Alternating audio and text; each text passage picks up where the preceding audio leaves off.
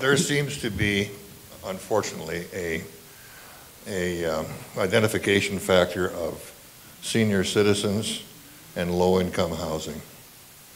And unfortunate as it is in our society, that is oftentimes very true.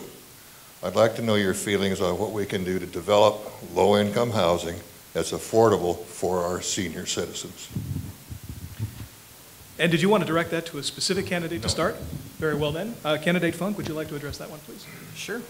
I think that's an excellent question, Steve. I know that we currently have some land already zoned for low-income housing. I'm not sure if in the downtown center with the new buildings that they have zoned out, that if they are planning for any housing there. I don't know if that would be a viable spot for low-income housing, but I think the reality is that our city is already strapped for property as it is, and I don't know where exactly we would put low-income housing other than what we already have, other than maybe some apartment complexes.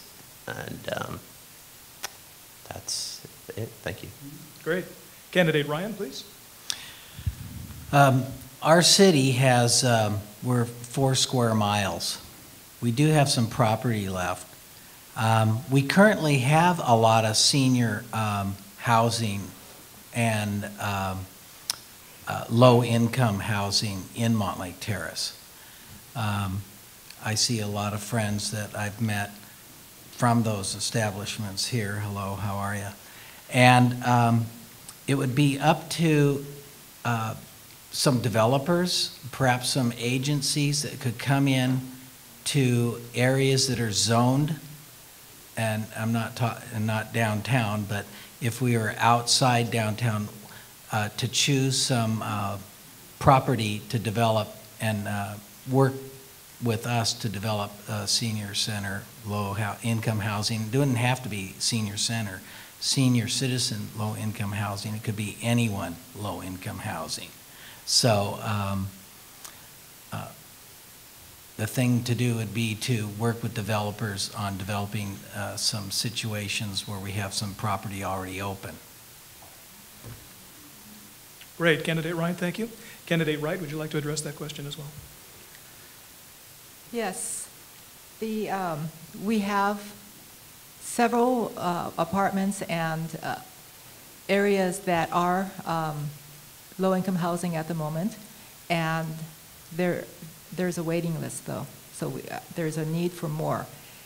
There isn't any zoning in the city right now except for single-family and multifamily. There is some money coming out of HUD, that special money, that can be used for housing that can even be built from scratch. There's a lot of competition for that money. But there's hope. And so we just need to be on top of that.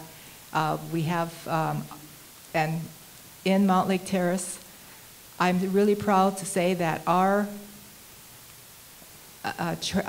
mobile home parks are zoned mobile home parks. So they're going to be mobile home parks until somebody wants to change that zoning. So that will remain the way it is. And even if that person wanted to sell it, they'd have to sell it as a mobile home park to someone else.